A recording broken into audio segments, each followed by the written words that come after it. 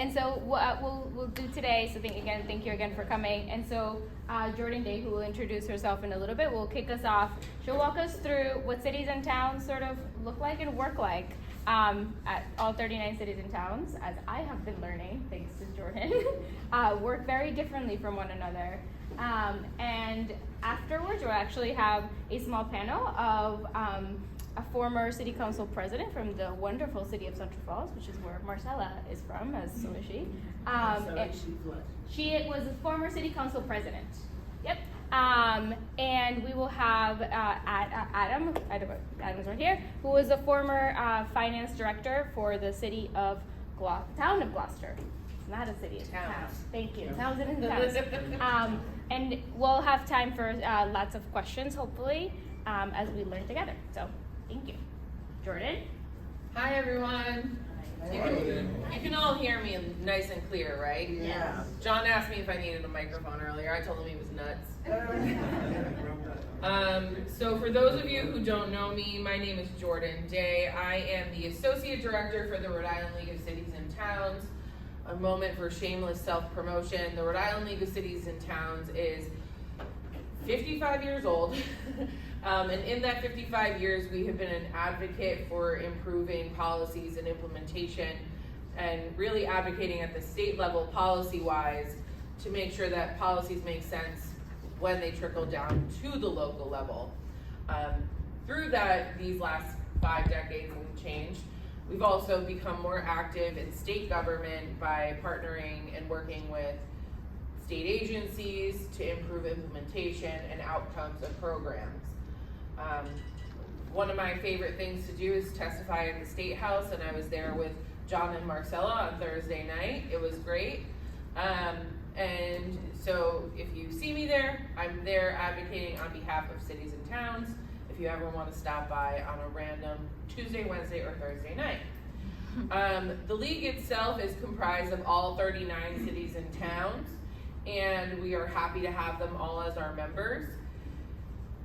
They're all a lot of fun. We all have different priorities, and what we like to say is that we have distinct communities, but we're a powerful alliance. And so we work together as the 39 communities, and the league represents those interests to best inform people about what our local priorities are. On to the fun part of today. So we're going to talk a little bit about municipal government. I'm going to call this section Municipal Government 101. If you're not familiar with municipal government, or only the government in your city or town, you're gonna be surprised by some of this information. So I hope to catch you off guard and keep you entertained. What I would ask is that while we're talking, if you need clarification on a term or phrase that I'm using, feel free to raise your hand, ask a question, but we'll have Q&A at the end of the presentation just so we're able to keep track of time. So today we're gonna do a few things. We're going to talk about some municipal leadership roles. We're going to talk about different municipal government structures, and if you don't have a handout in front of you, there are handouts in the back with John that have 3 different outlines.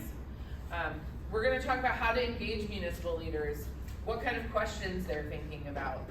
Also, how do you stay informed about what's going on in your community? How do you make a compelling argument? And I want to show you an example of municipal advocacy and coordinated efforts that really happened at the local level.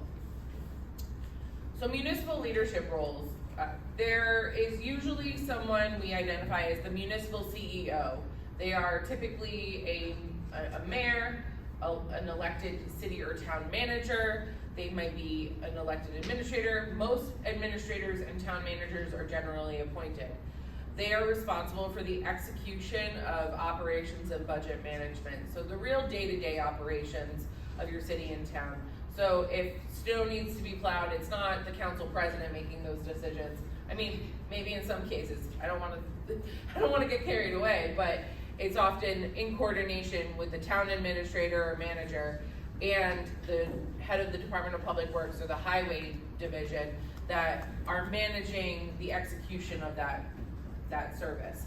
So what it really comes down to is that they are, I like to call them the chief executives, so you're gonna hear me say municipal CEOs a lot.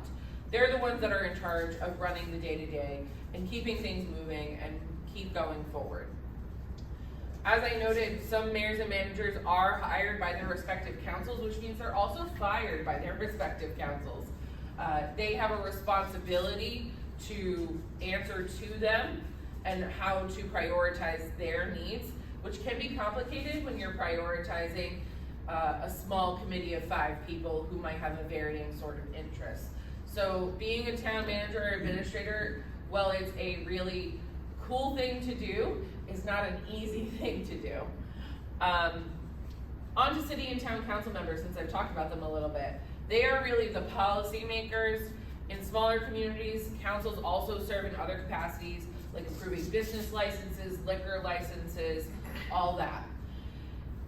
So being a part of city town council, you're an elected representative. Some people have at-large representation. Some communities are broken down into wards. Sometimes they're a mixed bag.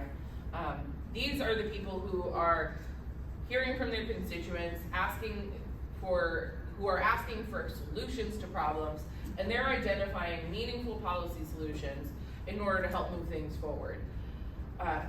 That includes engaging on budgets and having all of those types of conversations. And we'll talk a little bit about budgets later, so I don't want to get too carried away on that. So there's also school boards and committees. Out of our 39 cities and towns, there are only 2 communities that have appointed school boards.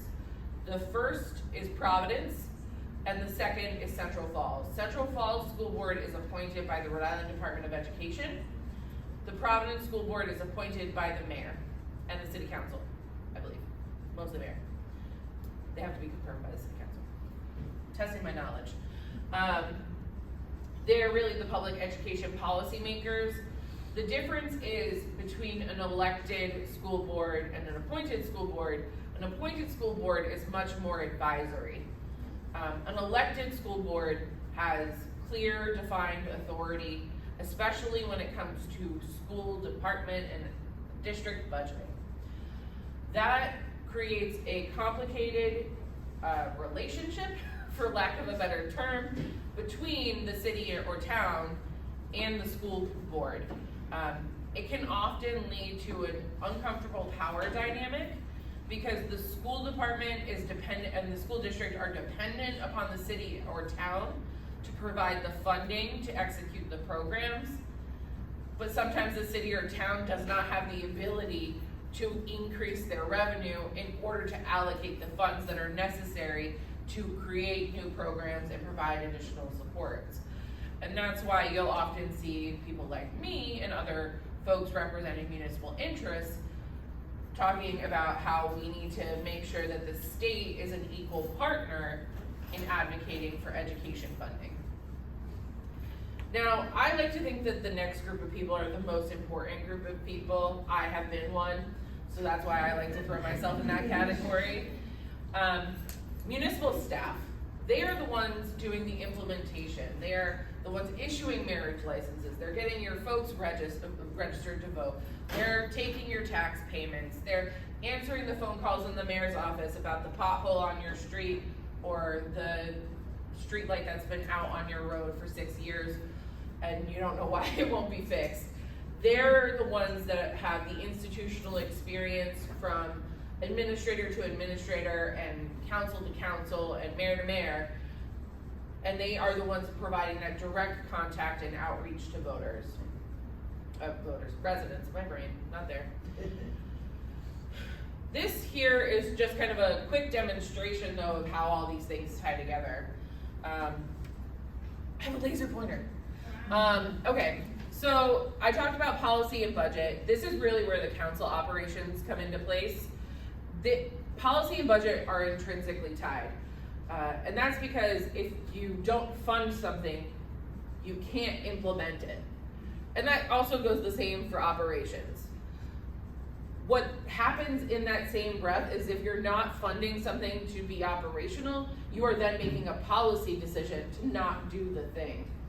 And so what that does is it impacts the outcomes and the outputs, which is services. If you choose to privatize your trash collection, you're going to see a different outcome because you're letting go of that authority. Some communities have privatized their trash collection, and that creates a difficult relationship, and then you're tied to the amount of money that you have to spend, and then this money keeps increasing, and then it becomes too intensive to bring that service back into your city or town. So these are just kind of examples that simple things could impact your everyday life without knowing. I've talked a little bit about what these structures look like, and this is the handout that's in front of you, goes through these three structures in order. So the first is a mayor / elected administrator and their council. So it's more of like a triangular, it looks like a house in reality if you flip it the other way around, but it's a triangular power dynamic because you have the mayor and the manager, the mayor and the council really, they have an indirect power line. They try to make each other do things. And this is more common in the urban core. I'm talking Providence, Pawtucket, Cranston. There's a more dynamic relationship there. What that means is that they might have their own council staff and council representation, and the mayor has their own staff and their own representation. But the mayor has more authority. They oversee their departments. And all of that trickles down again into what cities and towns are able to deliver. Because if the council passes a resolution requesting that you put speed bumps on Sacanasset Road right in front of the library, but the mayor is like, hey, that's crazy, I'm not gonna do that, he doesn't have to. A resolution is non-binding, and it's simply a polite request in a formal way. Whereas if they pass an ordinance, they have a heavier hand in enforcing what happens with the outcomes, the services that cities and towns receive, or your residents receive.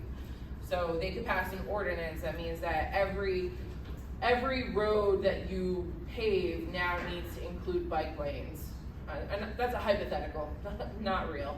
But if they did that, that's a policy decision and it's going to impact operations. And if the mayor does not fund it, then the program fails to exist and you're just gonna get paved roads that have lines striped on them the way they always are. So the second structure is council, town manager, administrator. We're lucky to have a town manager in the room. I won't point him out, but it's a much more dynamic relationship because, as I mentioned, the council hires and fires the town manager or administrator. So they are the ones that have the oversight and authority of the town manager, and then the town manager is responsible for directing the outcomes and making sure the departments are doing what they're supposed to do. But that doesn't mean that the council will not involve themselves in local department politics, operations, so on and so forth. The last structure is my least favorite structure because it is the most difficult to manage as a staff person. And it's the last one that's very simple on the page, and it's the council, direct to staff, direct to residents. And the thing is, when you have a council and you don't have an administrator or someone who's the CEO helping you guide the policy discussions and managing those discussions, you have no one filtering the information from the council down to staff. And that can be really challenging. And so we're very lucky. Adam Messino, who's here with us, is going to talk a little bit about his time in Gloucester. Gloucester is one of, I believe, 5 communities in the entire state that does not have an identified municipal CEO. And it's a very challenging thing. When your council is, as I said, full of 5 people with various priorities, and each one of them can call you and ask you to do something different. Granted, you're most likely to answer to the council president, because at the end of the day, they're in charge of the council. You're still experiencing pressure from 5 different people who are all inevitably in charge of your community, and that can be terrifying. So when you're engaging municipal leaders, the first step is identifying any influential decision maker who can help convey your message and achieve success. So I just talked about Gloucester as an example, but take Coventry, for instance. So Coventry just recently let go of their previous town manager and hired a new one. That town manager was hired by their council, and the council is the one that obviously made a distinct choice in removing that prior administrator. So if I were going to advocate in Coventry, not saying that I will, because I don't need to, I would maybe go to the council before I go to the administrator. But I would want to get the administrator bought in on my idea. Because at the end of the day, the administrator is the one who might need to execute it. So if I could get more information from the administrator, they could maybe help me influence the council. They might be hesitant, they might be more helpful than you think, they might answer questions that you don't know. They might be able to say, oh, have you thought of this? And it would be a really helpful discussion. So you need to start thinking at that level. The other component is looking at the influential decision makers, or the influential relationships of the decision makers, including advisors, staff, government counterparts, and advocacy groups. So the Rhode Island League of Cities and Towns, in my opinion, would be considered an influential relationship for municipal CEOs and councils, because we provide information to them, asking them to take action on certain things. We are an issue-based group. Our issues are municipal issues, but that can spread fast and wide, far and wide.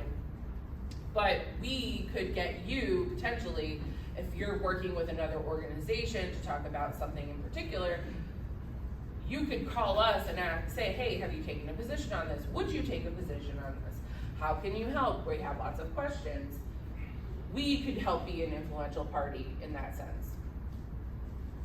You also want to identify opportunities to speak with the decision maker and or any influential entities. So if I were thinking, man, I really want to talk to the mayor of Pawtucket, and I don't know where I want to find him, but I heard that he's going to be at a ribbon cutting.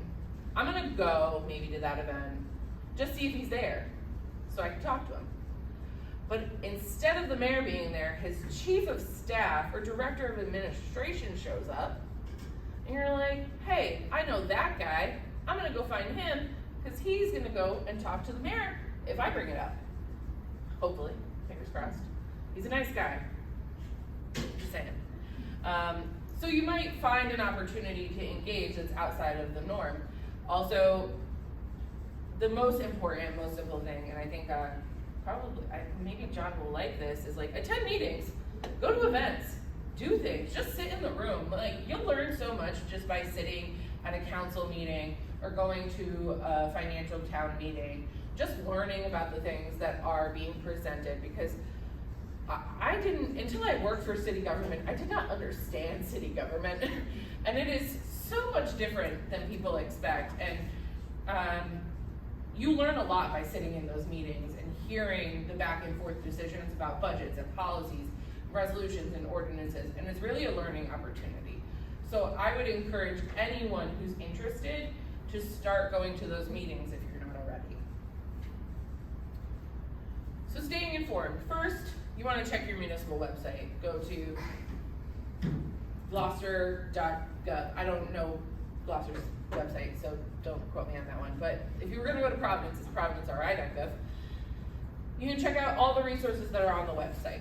The second is visiting the Open Government Center and signing up for meeting notifications. So if you're specifically interested in issues that are before your local planning board, it is incumbent upon you to go sign up, get notifications. You can get an email notification. It'll go right to your inbox, and it'll tell you when the meeting's happening, what agenda's been posted, where it's going to be, when it's happening, all the good stuff.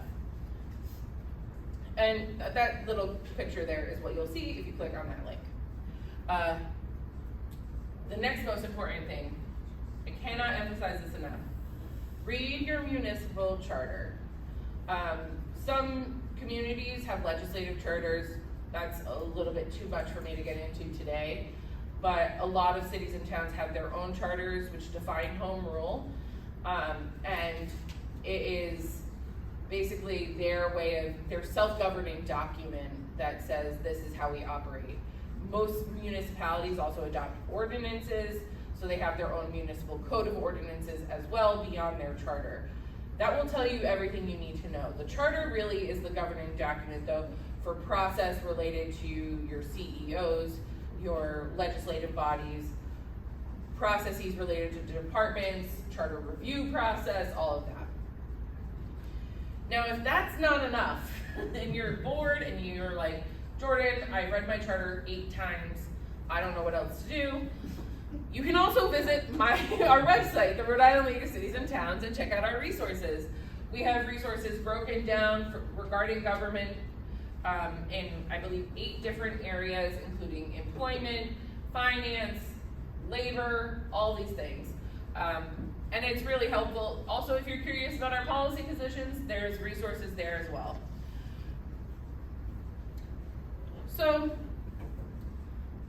you figured out your city or town structure. You figure out that you're gonna need to talk to your town manager. You need to get an idea of what things are happening, what's going on, what you're gonna do, what your next steps are. These are the types of questions that your town manager is going to want answered.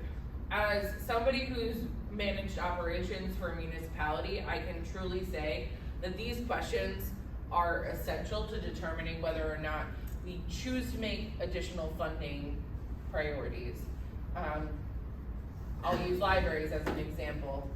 Libraries are required by Rhode Island general law to be level funded, and I didn't define that term. Level funded is when you provide the same funding level as the year prior, just in case that wasn't clear. But if we level fund libraries and they never get an increase, then they'll never be able to increase their programming. Rhode Island state law requires that they receive a certain percentage of funding relative to their value, a dollar amount, something specific. Honestly, I'm explaining this really poorly, but what you need to know is for over 9 years and change, they did not increase the amount of funding at the state level, but cities and towns were required to continue funding at the levels that they had always been funding them at. And that is really unfair. So one of those things that we did when looking at how does this impact our libraries, cities and towns are constantly trying to balance, do we raise taxes? How do we increase revenue? What do we do? What cities and towns weigh is there an alternate way to get additional funding for these municipal resources? And so when you're talking to a city or town manager who is required to continue funding a program like that or an institution like that, they may say, the problem's not here. We actually need to go somewhere else. And I'm proud to say through collaboration with local libraries and the league and some fierce advocacy, the state actually fully funded the library aid for the first time since 2009. And that was a really big improvement, and that means that all of our libraries throughout the state got more money. That's great. Yay, libraries. But what happened in that process in evaluating this is we had to figure out, is it feasible financially for cities and towns to be able to allocate more money? The answer might be no. They're not looking to increase taxes. There's no new sources of revenue. They can only do so much as they possibly can with new properties coming online. Is there a financial impact that the state can support through the budget? The answer there was yes. So what we would have done is said, let's partner together and advocate to the state. In other cases, and we'll talk about this in a little bit, there are other ways where all the interested parties can work together to advocate against something they don't want. But these are kind of the questions that, as an operational person, we need to consider before implementing a program. Now I want to show you an example of municipal advocacy and coordinated efforts. As I shared, I previously worked for a municipality. I worked for the city of Providence, and while I was there was a high heat waste facility, essentially just like a big incinerator, that was going to be brought into the Port of Providence. There was some frontline community advocacy, and frontline communities are the people, it's a term defined by the Racial Environmental Justice Committee, but it is a common term that is used to represent the communities that are on the front line of what will be impacted. And very often these are people of color who are going to be experiencing the adverse effects, especially in our more urban communities. What happened there was that there were a lot of folks that were upset about this waste facility coming into the Port of Providence, and that included the Racial and Environmental Justice Committee. What they did is then they started engaging their local councilors and the mayor in order to say, we don't want this here. Can we stop it? And it was very challenging because Councilor Espinal, when I was there, was like, this is a bad idea. We can't have this. We already have like metal piled up in our community. It's just crazy. It's unacceptable. We can't do this anymore. Mayor Lorza was like, I don't want this there either. Like, this is a bad decision. It doesn't align with our racial and environmental justice goals. We just passed the comprehensive environmental justice, like our environmental plan. We're working on all these big things. They didn't align. These don't align with our carbon neutral goals. Everything was blowing up very quickly, for lack of a better term, as far as the decision making. What happened was, through the fact that advocates had gone to those two elected officials and kind of presented them with facts and important priorities that aligned with their priorities, they were able to get them on board with trying to find a way to prohibit this activity and this development from being made. And what they had to do was engage specific boards and staff at the municipal level in order to prohibit the project from happening. So they engaged the City Plan Commission, which determined whether or not it was in compliance with the city's plan. And every city or town is required to come up with a comprehensive plan, which informs the development for the entire municipality. So they were an essential partner in that decision making. The zoning board. So if you're going to build something, it has to comply with a certain set of municipal law. If it didn't comply there, that was another path that they could have gone through. The other and most important entity, who was an incredible partner in all of this, and I should have added their other counterpart, the Sustainability Department of the City of Providence. Now they facilitated the Racial and Environmental Justice Committee. They worked with them. They wrote this really comprehensive plan. They did all of this work, and really this was the exact opposite of everything that they had worked on for over a year. So they played a fundamental role in helping us define why the policy didn't align with, the action didn't align with the policy, and helped us find ways to work with the planning department, who advised the zoning board and the city planning commission about that particular project. And we worked together collaboratively, and I am happy to say that the high heat waste facility was not built in one of our frontline communities, and now there is a statewide effort to ban high heat waste facilities. Well, that's not my cross to bear. It is something that we're looking at as we're looking to advance our climate resiliency goals. And so that's how you see local policy then now play out at a bigger statewide level. And we've seen this in communities like Burrville with the power plant that was proposed there. So we see that local happenings influence big statewide policy. And it's really important to say, like, all right, what is the source of this problem? What are we really trying to solve for? And how do we do so in a way that's really careful, really thoughtful, and we're being mindful of all the potential outcomes? And unfortunately, when I'm advocating on issues like this, not this particular issue, but when I'm advocating on municipal issues, sometimes it's not fun. Somebody wanted to introduce a bill a couple years ago that was like, we need to have a parking ban notice within 48 hours of a storm. And I don't know about you guys, But living in Rhode Island my whole life, I'm pretty confident that weather is unpredictable. And you remember in 2007 when we got that really like terrible snowstorm, people get stuck on buses, and nobody canceled school because it was not snowing at all that morning. And then we got whiteout conditions at noon. Yeah, I do too. And that is the exact reason why we can't regulate things based on weather. Because it's unpredictable, it's unreliable, and there's no way to actually implement it.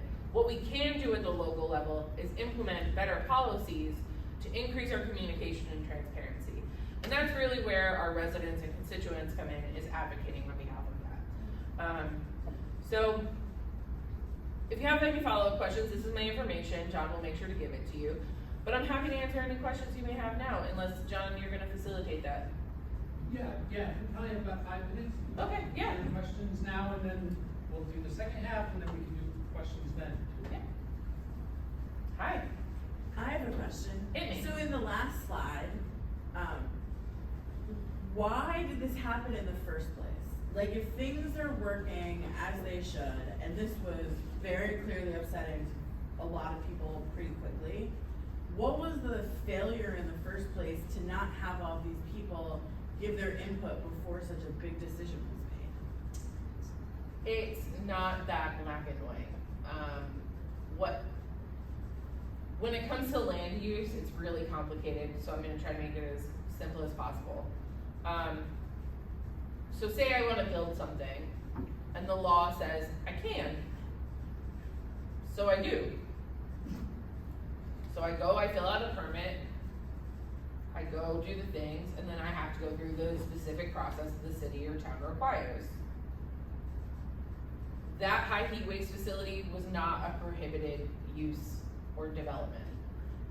It did have other things that didn't align with other policies and other sections of law, which is how there was a little bit of wiggle room there. But as far as zoning and land use, it's technically what we call a by right development, which means that they have the legal authority to build it without anyone asking.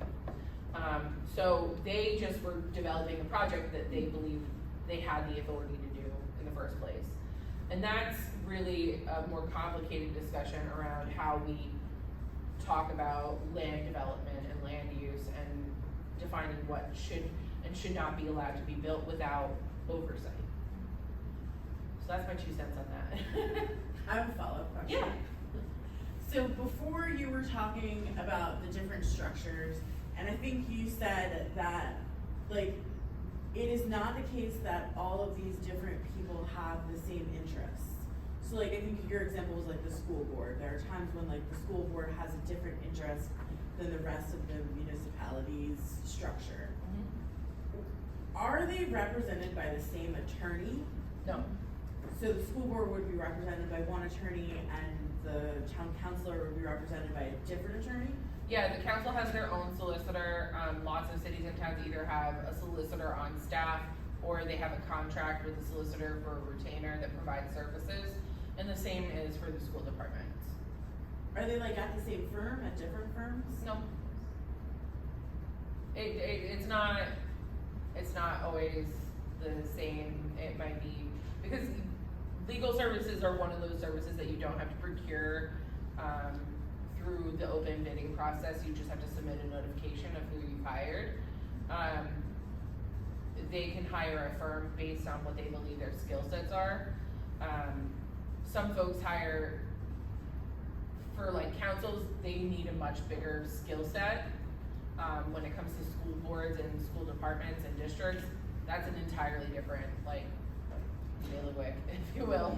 And having worked for the city of Providence, it can get very complicated when you have local municipal attorneys representing everyone, because previously the school department was a department of the city, and now it is a part of a separate entity that is under state supervision, and the attorneys that were representing the city were also working for the school department, and it made it really difficult. But they don't have to be from the same firm. Thank you. No problem. All right, I saw David's hand up first, but I'll come to you. In other states, there are situations in which there are efforts to, let's say, take over school committees or even councils, sort of stealth candidates. Have we seen any of that in Rhode Island? I'm sure that it's happening. I can't say with certainty where it's happening. The problem is that the folks that are engaged with us are engaged on the things that we're working on. The people who are seeking office for ulterior motives, they're doing so for different policy goals.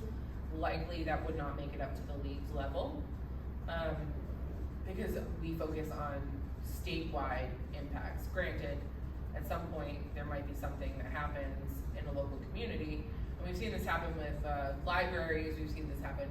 I know exactly what you're talking about, and I would say there's definitely people out there that are advocating for their own interests and running because they're part of a specific interest group. But it hasn't risen to the level of a statewide takeover of sorts. One second, my friend back in there. So this might be kind of really specific, but I came here to ask it because it drives me nuts. I have been interacting a lot with some of the counselors in Cranston, and they are all like terrified of violating the open meeting laws, and which is good. I mean, you know, they should follow them. I totally support that.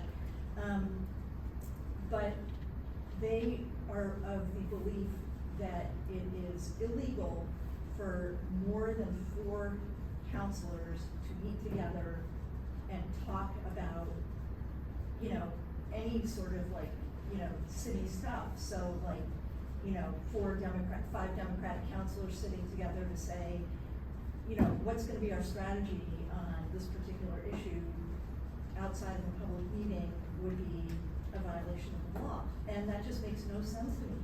So are they being hyper overcautious or No, they're not. I'll tell you exactly what it is, and John might be able to speak to it better than I can, but there's something called rolling quorum.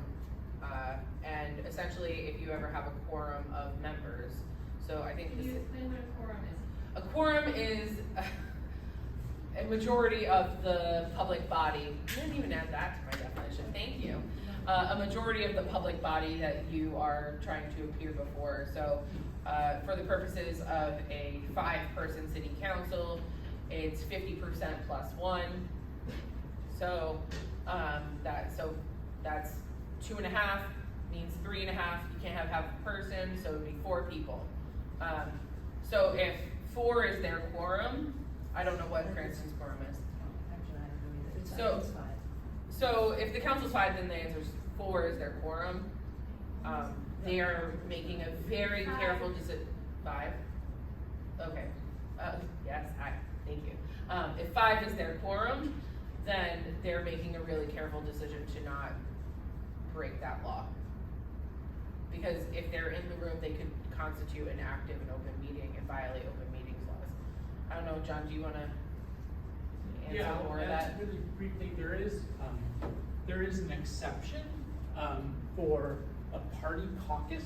So if say there were 5 Democrats on a 9-person council, they could meet and say they're having a caucus of the Democratic counselors of the city of Cranston, and they could meet in private. And that does happen. In Providence, where all 15 counselors are Democrats, you know, oftentimes they have a caucus, and you know, the decisions are sort of predetermined at the caucus, and then you show up at the council meeting and the vote occurs. They only caucus like once every 4 years for what it's worth. Yeah, but that exception does exist in the law. Fair enough. John, the distinction is that caucus does not need to be posted. Yeah, a Like, caucus for the can open happen in meeting. somebody's garage. Yeah. and No you notice. have no notice of it. Yeah. That's where I let the Providence City Council get together. No, I'm kidding. A question about, Yeah. years ago, I learned, I thought, that in order to become a city, you'd have to have a population of 50,000 or more. Is that true, and what's the difference between a town in a city? Is it only the government or the population? That's a great question that I don't know the answer to. I'm so sorry. Yeah, we were talking about this before the event started. I'll So, get you an yeah, we answer. will get an answer. You know, I know from New York, and I know there's a process by which a town becomes a city. I don't know what that process is. Does anyone? I'm very embarrassed that I don't know this. But it's I'm glad I fascinating. stumped you. Well, because nobody wants more than 39. Because I like to joke that I'm the 40th city or town. And everybody's like, let's have less, so I don't know how to get more. Well, we will, so, yeah, I'm gonna upload this, we'll send out, the link, probably next week, as well as maybe your PowerPoint. And then, we'll also get an answer to that question, we'll send it. East Providence counties only became a city, I don't know, 10, 15 years ago, whatever it was, but they had always been a town, even though they were. Yeah, large. the only thing I know is it's not by population, because you have Central Falls, which is about 20,000 people, which is a city, and you have towns which are greater than 20,000 people, so we will get an answer, but. Could I ask generally, how many city councilmen do we have? City Oh, council persons? There's over Cranston. 20, oh, in Cranston? There's 9, I think. What? How many council people are there? Nine. Nine. I look at the one council person in the back. So, we're gonna transition to the next, phase of this, so thank you very, very much for all that information.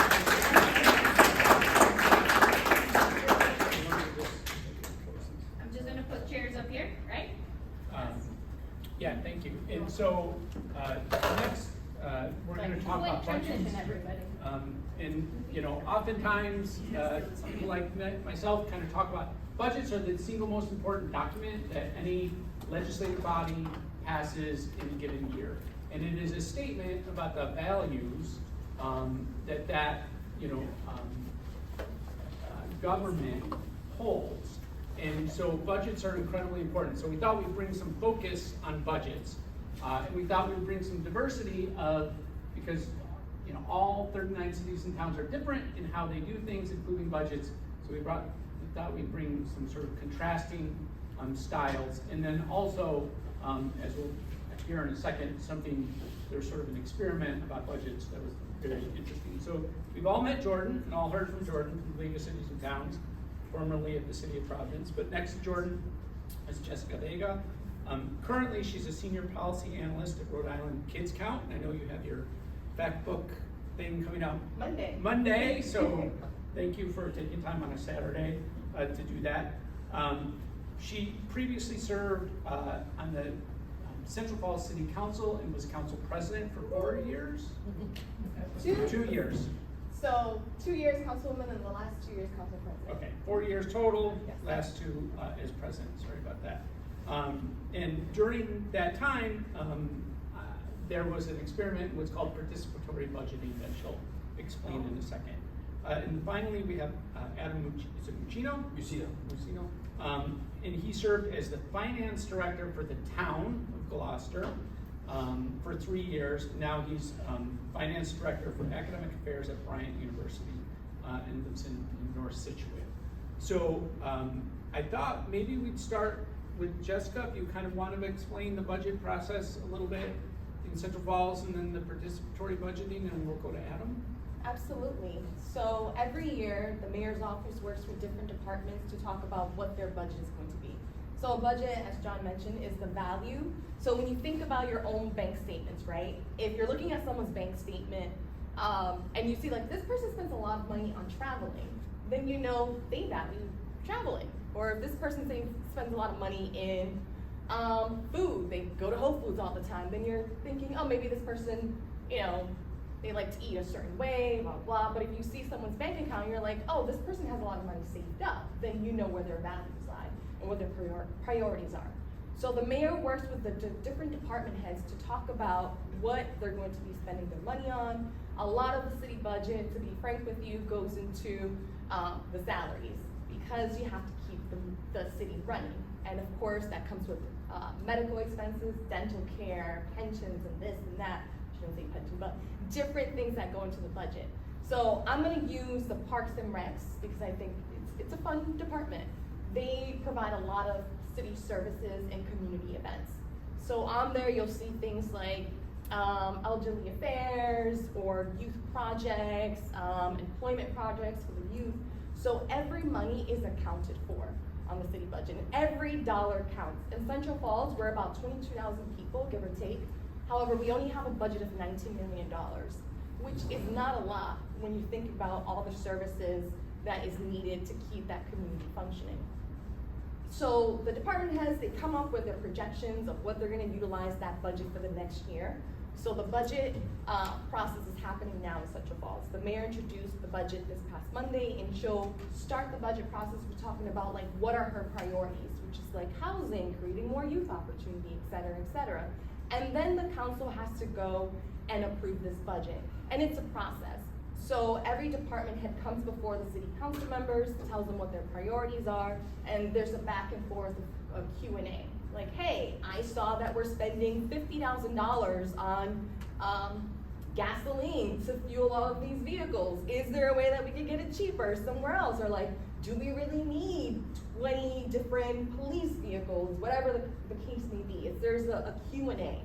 And the beauty of it is the council could decide like, there's some leverage there, because the mayor needs to we need to pass that budget. But then there's an opportunity to negotiate. Like, you know what? We think this department needs more money. We need to fund more of youth opportunities instead of funding more new fire department equipment. There needs to be more attention focused on this department. So there's a lot of like going back and forth. And again, every line, every item is accounted for. Every dollar is accounted for. During the budget process, there's also talks about the taxes, and I know that's a very popular subject with a lot of folks. How much are we gonna raise the taxes? Are we not gonna raise the taxes?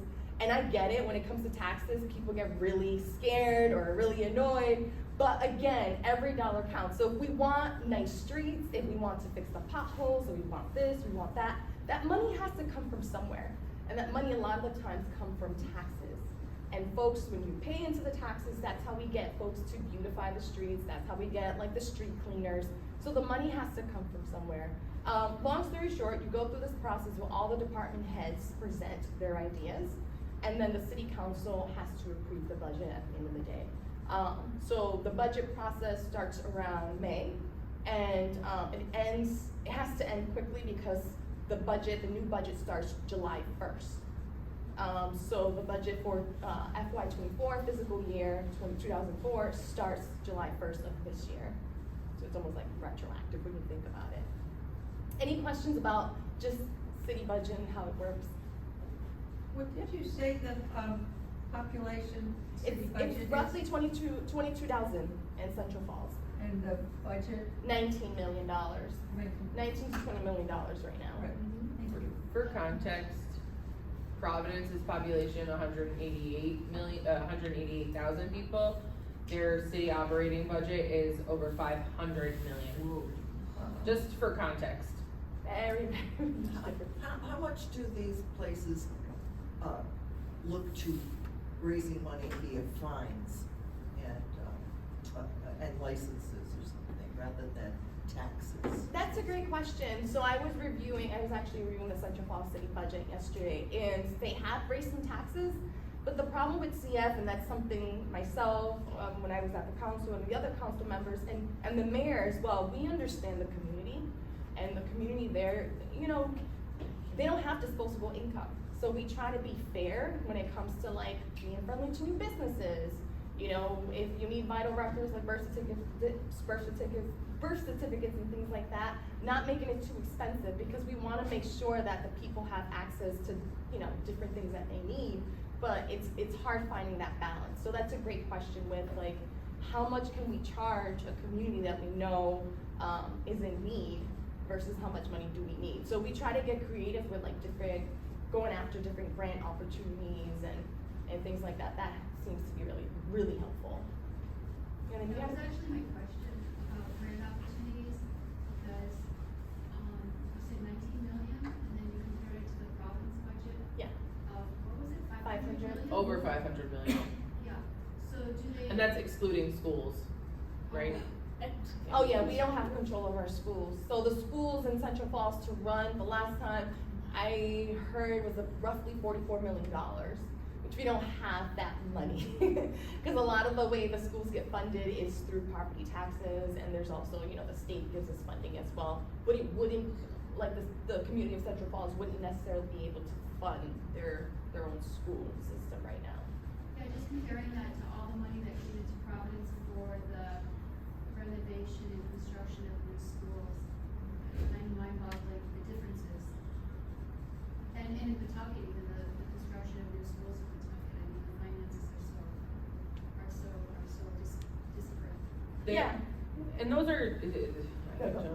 those are also often not funded by operating budgets. Right. So that's, what Jessica and I have talked about is our general operating budget, which is your year-to-year spending, and Jessica referred to the fiscal year. That is for cities and towns, mostly in Rhode Island, it's July 1 to June 30th.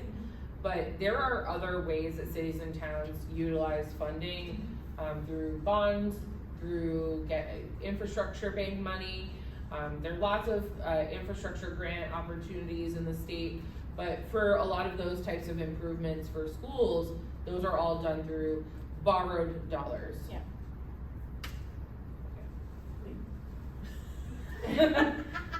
So, wait, I just wanna go, so the 500 million for Providence doesn't include money for schools? No. Because it's state, the state took over the province. There is Oh, still because, difference. so is that sort of But the unique budget- to Providence? No. So for Providence, so Central Falls has a particular scenario. These are very specific things. So Yeah. Central Falls has a particular scenario because they do not have enough land area and commercial tax value to raise the revenue necessary in order to fund school operations. The city of Providence, their specific situation is different because the state has enacted the Crowley, or invoked the Crowley Act to take over, I hate using the phrase, the schools, but the city is still required to allocate funding to the school department. What I'm saying is just for the city segment of the budget, it is specifically 500 million. I believe the school side of the budget is anywhere between 300 to 400 million.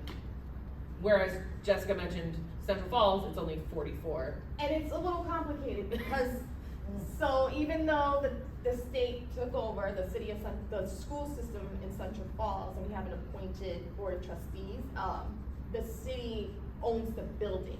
So we have to invest in the actual physical space of the school. And that's the same for pretty much that's a delicate walk for every city or town. I know Adam and I have talked about this for Gloucester, because they have a shared school district, a regional school. All right. So Yep. it's just, it's way more complicated than we could probably get into, and I know that we need to talk about participatory budgeting. Yeah, so why don't we'll ask Jessica to kind of explain the participatory budget, and then we'll get to Adam. Yes, so who's heard of participatory budgeting or has an idea of what it is? Oh, that's good. Actually, gentlemen in the back, I haven't heard from you. What is participatory budgeting, or what have you heard? Let me see if I do a good job. I'm actually a member of the steering committee for the participatory budget in Central Province. Nice. Basically, it's an exercise in which a group of people get together to decide the rules on how an allocation of money gonna be spent on that particular community. And in this case, the participatory budget that I'm part of, community is defined by zip codes, and it's 02909 and 02908, which are, inside Providence, Central Providence. So yeah, we meet, we delineate the rules of how are the projects gonna be proposed, who can participate on that and whatnot. Right now, actually, we're deciding how the rules for who gets to vote, stuff like that. Thank you. What's your name? Jesus, I'm so happy that you're part of the steering committee. So in a nutshell, and you did a great job in explaining it, what participatory budgeting is, and I love PB because I'm a big believer in civic engagement, is that you give people, the community, a pool of money. So I will start with what we did, because it was a building process. So Pam Jennings and I, which is my colleague in PB, we started it as a pilot program at the high school, at Central Falls High School. We said to young people, hey, we're gonna give you $10,000 to decide how you're going to spend it. So then went to an entire process of first having that steering committee that Jesus was talking about to decide what is going to be the rules. So think about it as like a city charter. Like who's gonna get to vote, when we're gonna meet, et cetera, how many projects we're gonna accept. And then the students went out and they spoke to their peers and said, hey, what kind of, like, if you had $10,000 to improve your school, what should we spend this money on? So students had all kinds of creative ideas, like, we want better lights in our auditorium, we wanna fix the holes in the ceilings, we want some sport equipment, we wanna fix the bathrooms, and we break them into committees based on those themes that we're hearing. So it could be health, it could be facilities, et cetera. And then the peers, the whole school had an opportunity to exhibit these different projects and ask questions. Like, hey, I see that we have a project on improving school lunches. Let's talk about it. How much is this gonna cost? And then there's a vote that actually takes place. So the entire student body, we had about maybe 500 and 600 students vote on the winning project and it was funded. And they voted on bathroom improvements. So yeah, and I always told folks when I was talking about it, there's no fluff ideas there. They actually had things on the ballot that mattered to them. And we created the first trilingual ballot in the state. So it was Spanish, English, and Portuguese, because again, we want to be inclusive of the community there.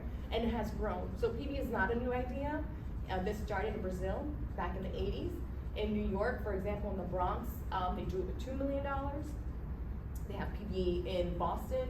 Right now, what Jesus was talking about, they're doing it with $1 million in Central Providence, where they're letting the community decide how they want to spend that money. And today, actually, after I leave here, I'm going to the exhibit presentation out in Pawtucket, Central Falls. They're going to be exhibiting like the different projects that you could vote on. And CF Pawtucket, they're doing it with a little less than $400,000. So it's a way to just let the community decide like what do you need to improve the lives of the community who live there. So it's a really awesome idea, and it's a way for folks to have real leverage and power and learn about democracy. Instead of, the elected officials and the department heads deciding where the money's gonna go, the community does. Thanks. So, thank you for your patience, Adam. No. So we have a nice contrast here at Gloucester, which I'd have a hard time finding on a map. I know it's somewhere northwest. Rhode Island has a very different model of doing this. Yeah, so thanks for having me, Jordan, John, Marcella, and I want to commend you all. It's a Saturday morning in May. Okay. That's pretty amazing. So you should all feel pretty proud about that. So again, my name's Adam Musino. I'm from the town of Gloucester. I'm a resident as well. I came through the school system there, and decided in 2020 to take a position with the town as finance director. A couple of things you're going to know about Gloucester. Every other city in town separates the duties of running the school department and the town financially. In Gloucester, that all fell to the office that I was formerly managing. So that meant it was very busy because there's a lot going on in the school department, and there's also a lot going on with respect to the town. And I joined up basically at the height of the coronavirus, and so there was a lot going on. The school district that's managed by the town is the elementary schools. That's two schools, West Gloucester Elementary and Fogarty Memorial Elementary. It was mentioned earlier, there is a regional school district that's very much in play as far as the budget's concerned, and that is Pontiac High and Middle School. That's a regional school district that has their own financial town meeting and sets their own budget with their own school committee member comprised of the members from Foster, elected members, and elected members from Gloucester. Their financial town meeting happens in March, so for all intents and purposes, from a budgeting standpoint, they get the first bite at the apple. Because whatever is the result of that financial town meeting, increase, decrease, or level funding, is what's passed along to the town. Adam? Yes. They have financial town meeting just defined on that glossary of terms. I noticed that. But could you talk a little bit more about what a financial town meeting is? Sure. So it's literally a meeting. It's posted, it's advertised. In this case, the school committee's present. Members of the public, registered voters actually, members of the public can go, but if it comes down to a vote at the end of the meeting, only registered voters are allowed to participate there. And actually, if I remember correctly, there's supposed to be a specific spot, John, you may be able to speak to this more directly, for folks that just want to view but aren't part of the community, so to speak. They're supposed to sit in a certain area, they're supposed to be. Yeah, that I don't know. That's something I always took note of when I've attended these. But it's very much a New England direct democracy. Yes. Very much this does not happen outside of New England. Right, that's interesting to know. So it's a public meeting, they open up the public, the budget for discussion. Sometimes there's a presentation at the start, for instance, and with respect to the regional meeting, the superintendent will get up and give a PowerPoint presentation, perhaps you watch a video, and then the president of the school committee will open it up for discussion, and there's 2 microphones in an auditorium, and people can get up and on page 46, let's talk about salaries for this department. And these things can go on for hours. Sometimes they need to be continued to another meeting at another day and time. But at the end of it, somebody makes a motion to approve an allocation, and then there's a vote. That vote could be a ballot vote. They have the machines at the back. It could be a standing vote. It could be a voice vote. That's another term that was on Jordan's term sheet there. So, and they decide that. They say, okay, we're about to vote. How are we going to do it? So, a lot of decisions get made, big and small, at those financial town meetings. So, that's the way the region sets their budget. That's passed along to the respective communities, Foster and Gloucester.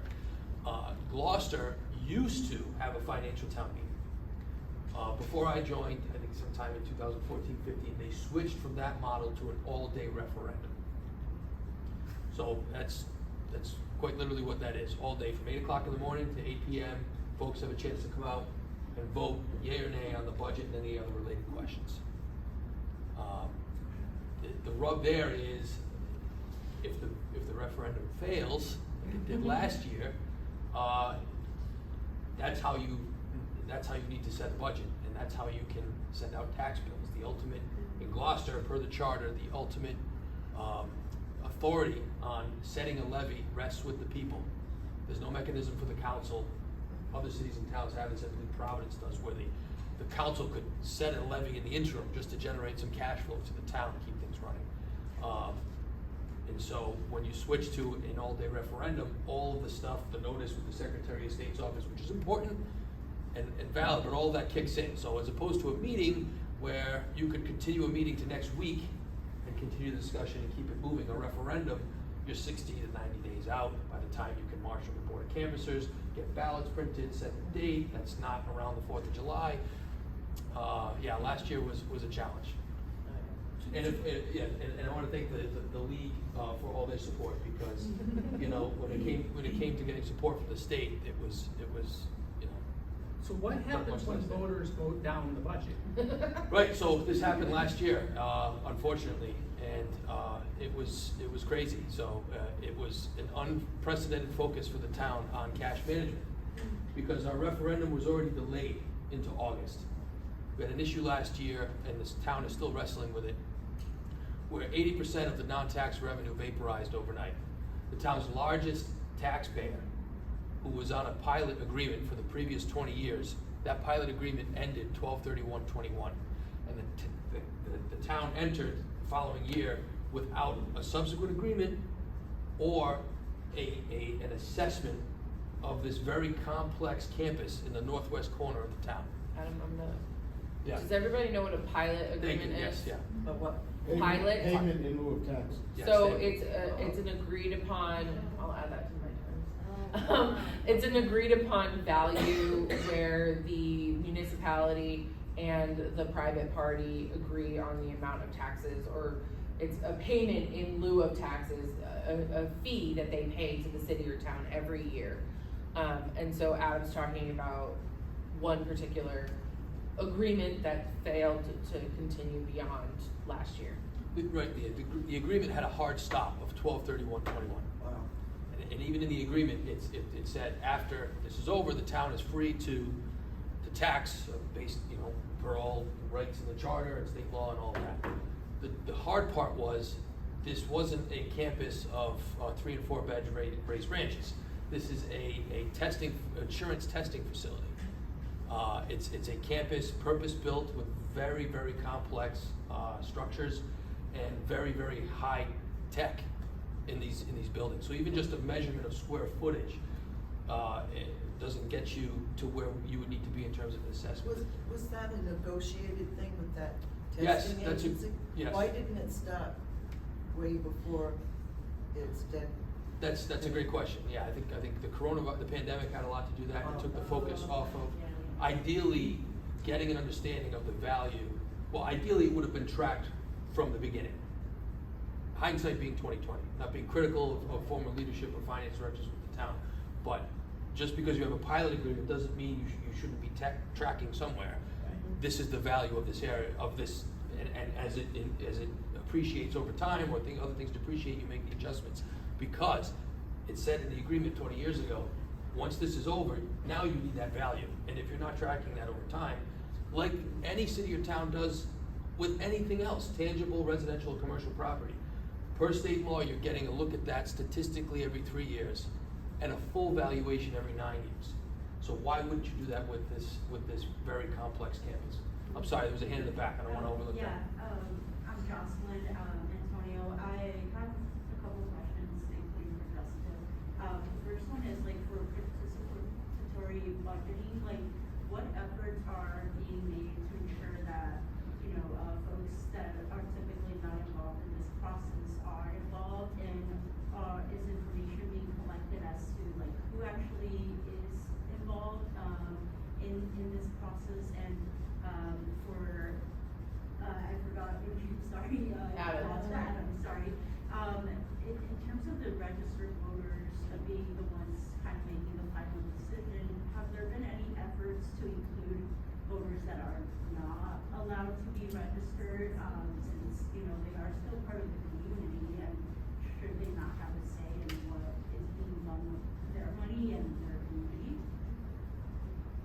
So to answer your PV question, that's a great point, and we were always very mindful of that.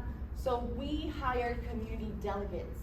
So we hired people of the community to go out and do the surveying, collect the data, and we made sure to meet people where they were. So the last city PV, we had $50,000, and we wanted to focus on the elderly and also folks who had a disability. So we went to the different senior high-rises and had bingo nights and ice cream social, and we had conversation about similar to what Marciela did earlier, how many people do you think live in CF? When was CF founded? So we try to make it fun, and then towards the end we were asking them questions hey, if you had $50K, how would you improve your community?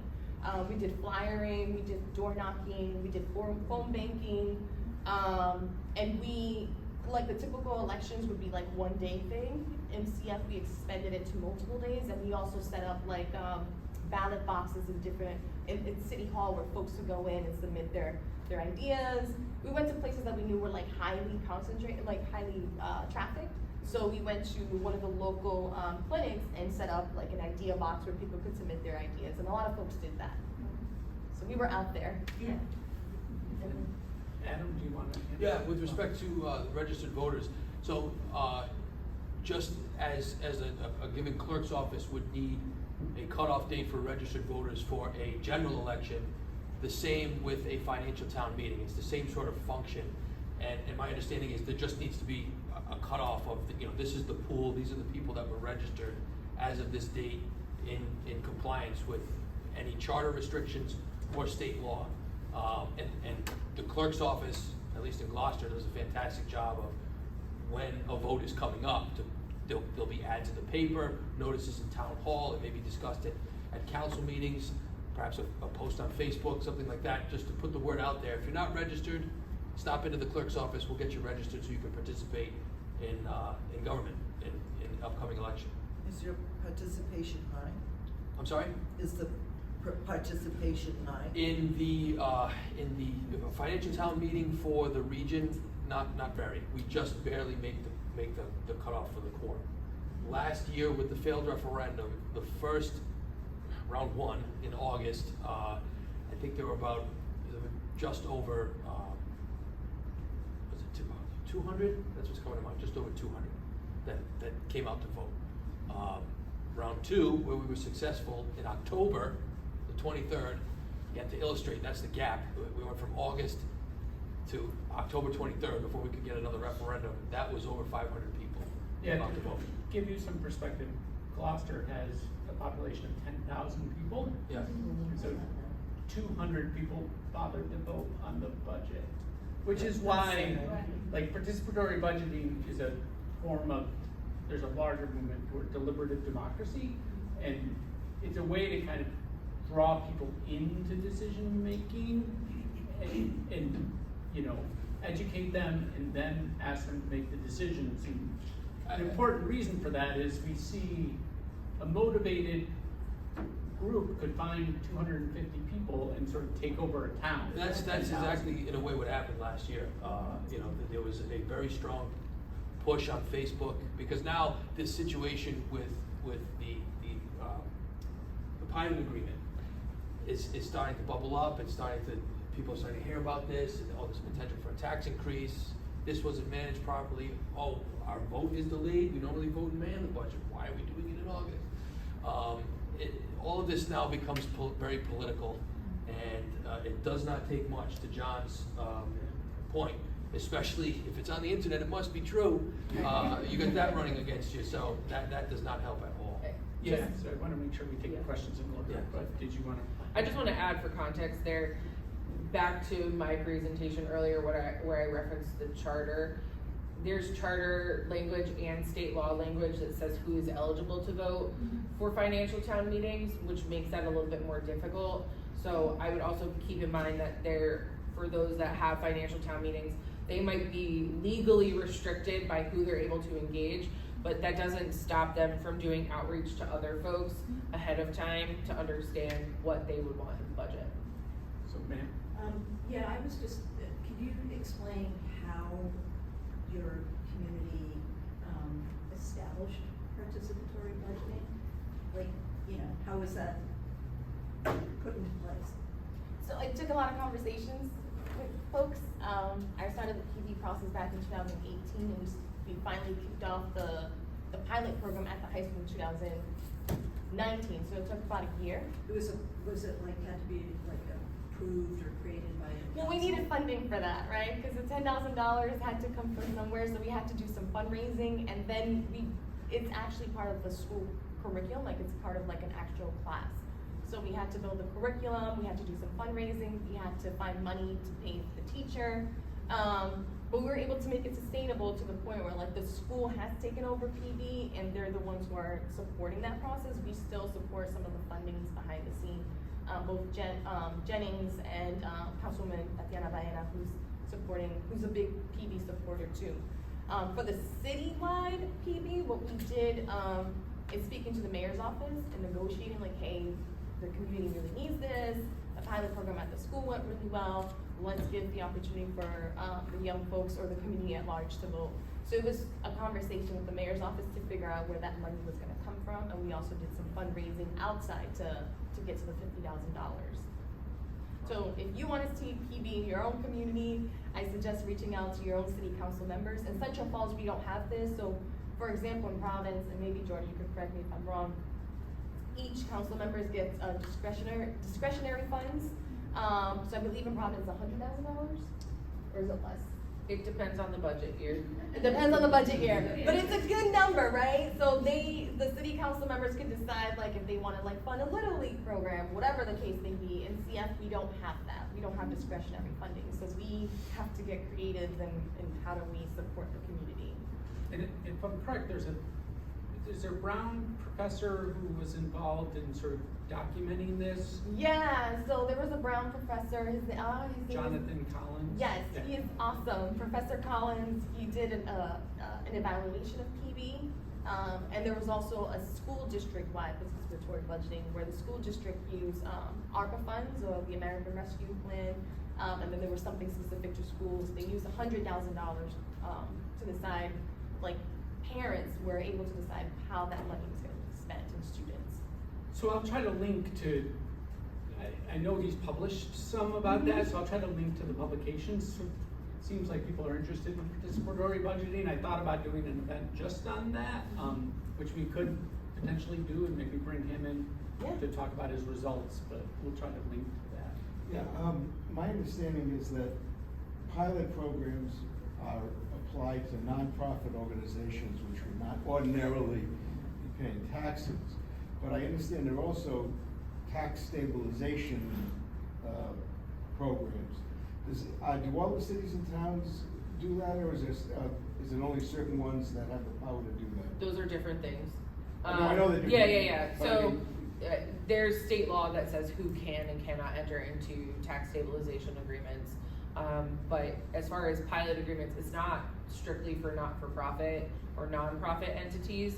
Pilot agreements are generally for not-for-profit or commercial developments that need time to basically establish their presence, build in their revenue, and while they're building the property or developing the property, they need essentially help to get through that initial funding and financing phase, and then they phase in their tax payment. Isn't that tax stabilization?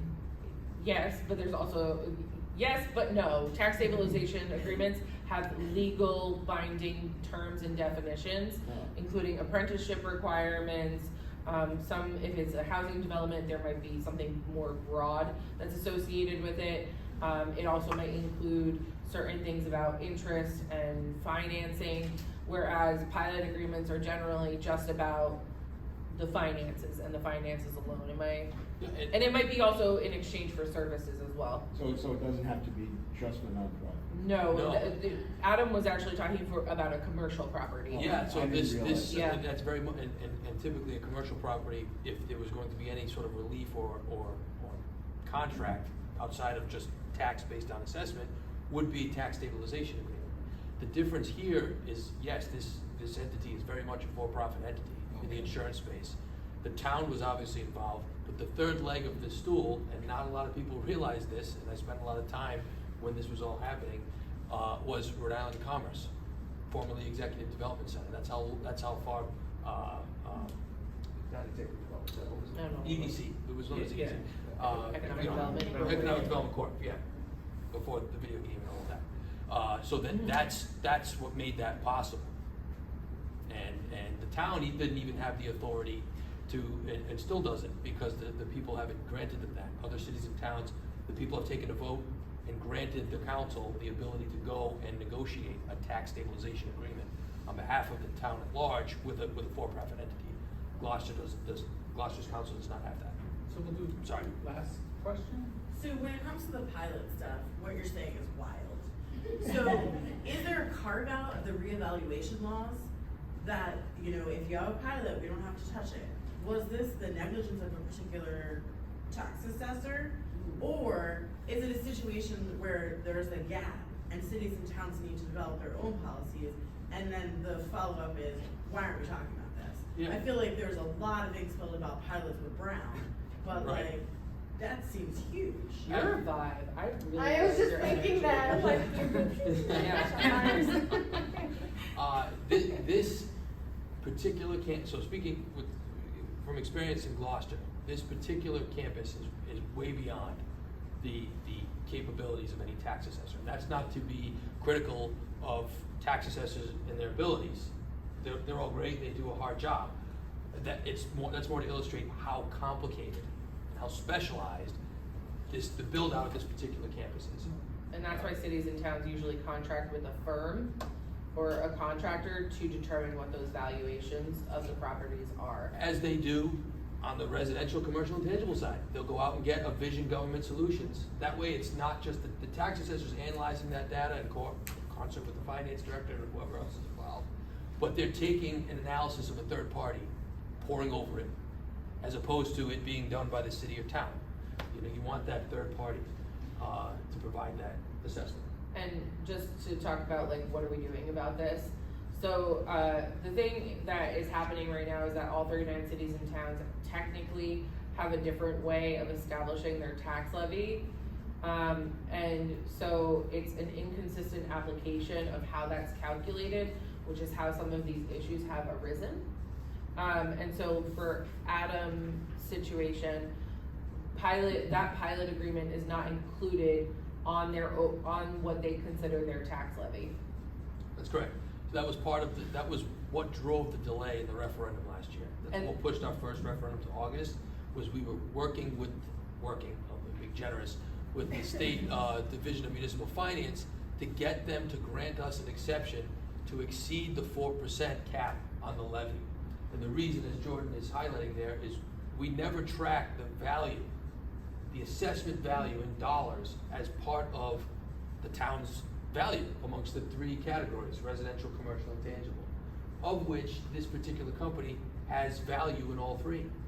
Just by bringing their tangible values online, we doubled our assessment. And for context, I know we're running out of time and or are out of time, but tangible tax are like the goods within your business that you utilize to operate your business.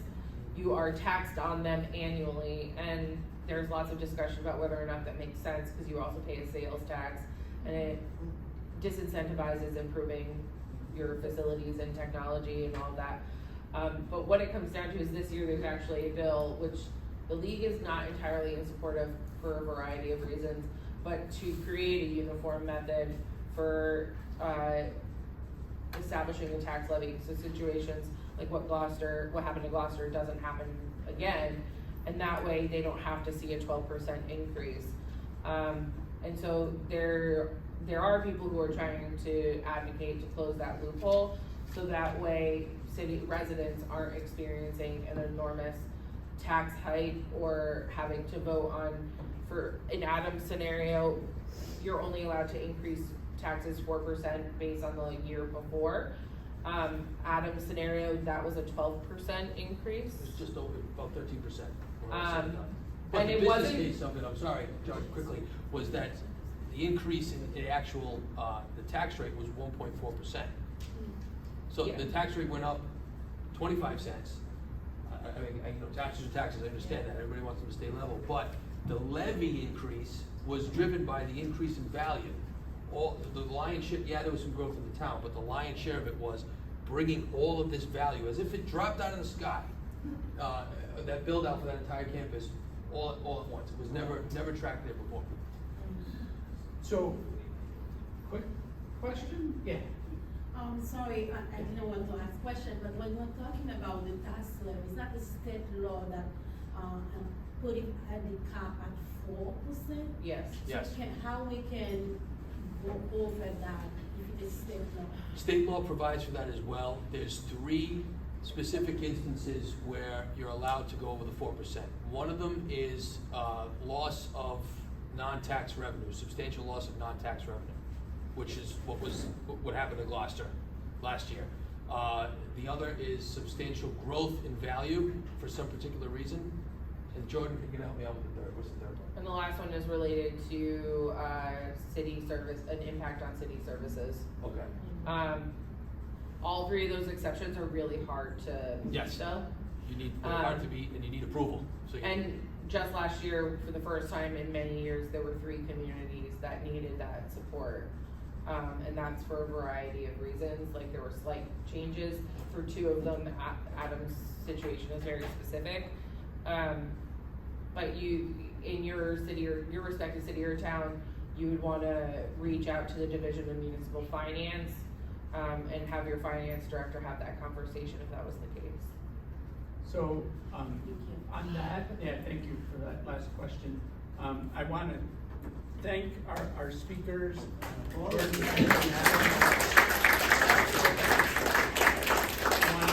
thank Marcella and the library as our co-sponsors.